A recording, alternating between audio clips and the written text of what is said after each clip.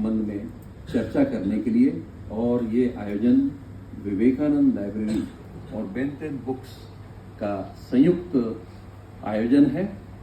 मैं सर्वप्रथम हमारे मुख्य अतिथि डॉक्टर विजय बहादुर सिंह, जो कि हिंदी लिटरेचर से संबंध रखते हैं और एक बहुत ही बेबाक, बेलाग और तटस्थ समीक्षक हैं, उनके स्वागत के लिए मैं आमंत्रित करूंगा लक्ष्मी शरण मिश्रा जी को।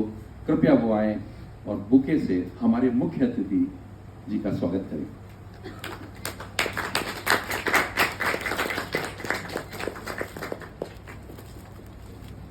बहुत बहुत धन्यवाद मिश्रा साहब। अब मैं उनके स्वागत के लिए आवाज दूंगा, जिनके कारण ये कार्यक्रम आज यहाँ पर रखा गया है, जिस पर हम चर्चा करेंगे उनके द्वारा लिखित गीता का ज्ञान पुस्तक पर।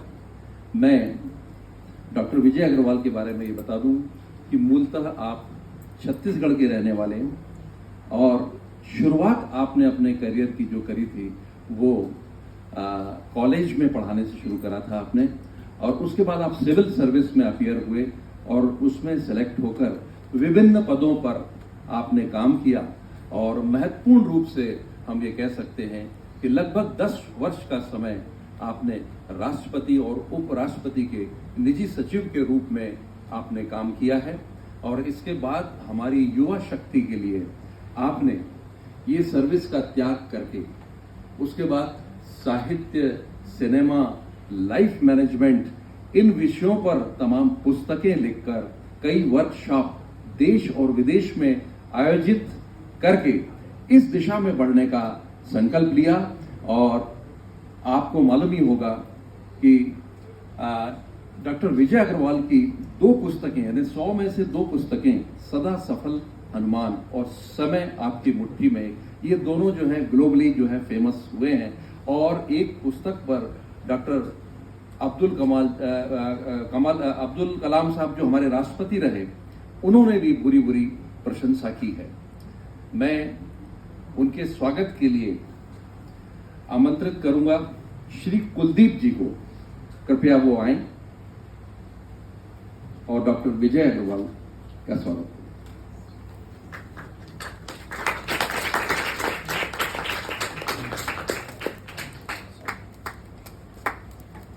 बहुत बहुत धन्यवाद कुलदीप जी। अब मैं आर.एन. मिश्रा जी का स्वागत करने के लिए मोहन श्री को आमंत्रित करता हूं। आप बहुत ही वरिष्ठ मित्र हैं, मध्य प्रदेश शासन में फाइनेंशियल एडवाइजर रहे हैं और हमारे लिए खुशी की बात है कि आप यहाँ मौजूद हैं।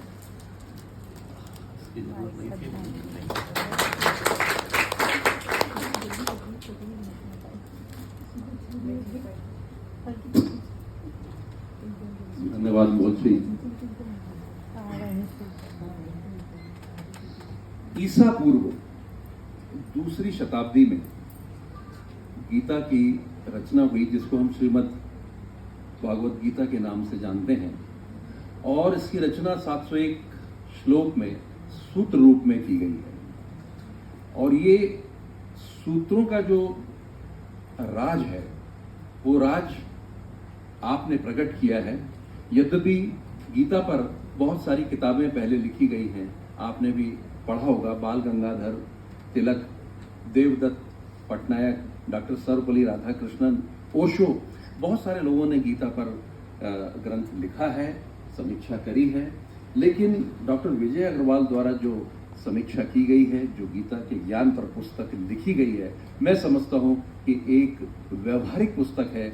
और वो लोग जिन्होंने गीता पढ़ी है और उनको समझ नहीं आई है, और वो लोग जिन्होंने गीता को पढ़ा ही नहीं है, उनके लिए इससे अच्छा अवसर मेरे हिसाब से शायद और दूसरा नहीं मिलेगा। आपने उनके सूत्रों को बहुत ही सरल रूप में समझाया है, जिससे कि हम अपने जीवन में आने वाली समस्याओं का व्यवहारिक हल निकाल सकते हैं। और जहाँ तक मैंने भी इस पुस्तक का अध्ययन किया है, मुझे ऐसा लगता है इसमें कि हम अगर इस पुस्तिका को पढ़ें और समझने की कोशिश करें तो हम ये जान जाएंगे कि हमारे जीवन का उद्देश्य क्या है, हम इस संसार में किस लिए आए हैं और हमें क्या और कैसे करना है। तो आज इसी विषय पर चर्चा होगी और इस चर्चा में सर्वप्रथम आप सब लोगों की ओर से मैं कुछ प्रश्न पूछूंगा, लेकिन मेरा ज्ञान भी सीमित होता है।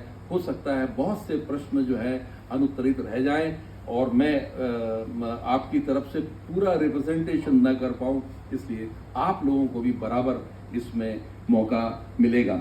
और अंत में हमारे मुख्य अतिथि इनका उद्बोधन और आशीर्वचन हमको मिलेगा और इस पुस्तक के बारे में हमारे मुख्य अतिथि महोदय क्या सोचते हैं, इसकी जिज्ञासा आपके साथ साथ मुझे भी बहुत है, क्योंकि मैंने डॉक्टर विजय बहादुर सिंह के बारे में बहुत सुना है और एक दो जगह मैंने उनको देखा भी है। और जैसा कि मैंने उनके बारे में आपको बताया है कि बिल्कुल बेलाग समीक्षा वो करते हैं, तो ये भी इंतजार हमारा रहेगा।